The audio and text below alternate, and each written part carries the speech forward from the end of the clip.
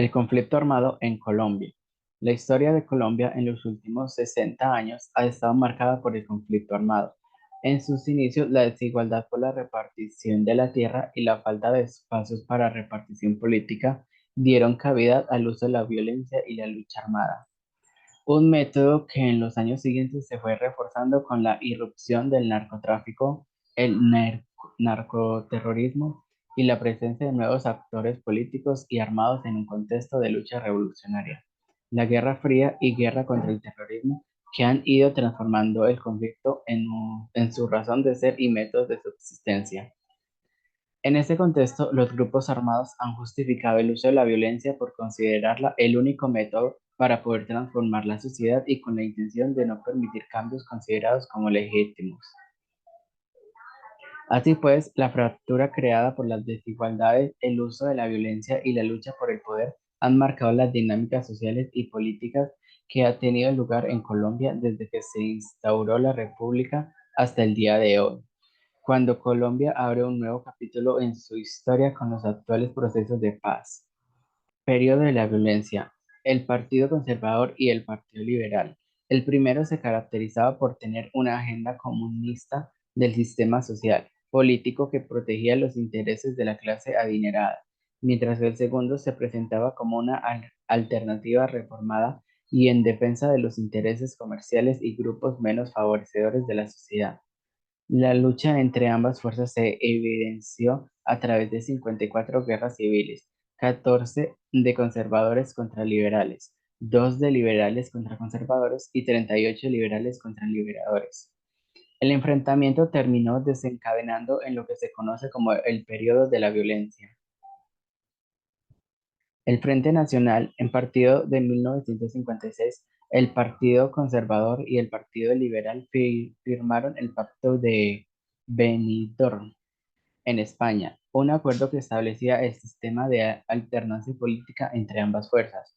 Este pacto tuvo vigencia hasta el año de 1974 y defendió como un regreso al sistema democrático después de la dictadura militar del general Gustavo Rojas. Sin embargo, el pacto incluía únicamente a los dos partidos tradicionales, razón por la cual se originó el surgimiento de movimientos opositores: el Movimiento Revolucionario Liberal, el Movimiento Obrero Independiente Revolucionario y Alianza Nacional Popular. Los protagonistas del conflicto armado. Una de las características del conflicto en Colombia es la pluralidad de actores que han alimentado y transformado el conflicto armado en el país. Aunque los principales actores del conflicto siempre han sido en su mayoría los partidos políticos tradicionales y los movimientos guerrilleros, el surgimiento de diferentes grupos revolucionarios paramilitares y la influencia del narcotráfico han tenido mayor o menor predominancia según el periodo que se estudie. Además, cabe recordar que en líneas generales Colombia se ha caracterizado por una brecha social entre una élite política con una fuerte presencia regional, latifundista y monopolizadora, y por otro lado grupos minoritarios como los indígenas, afrodescendientes y campesinos que no han contado con el mismo acceso a los derechos de propiedad ni a los servicios de Estado.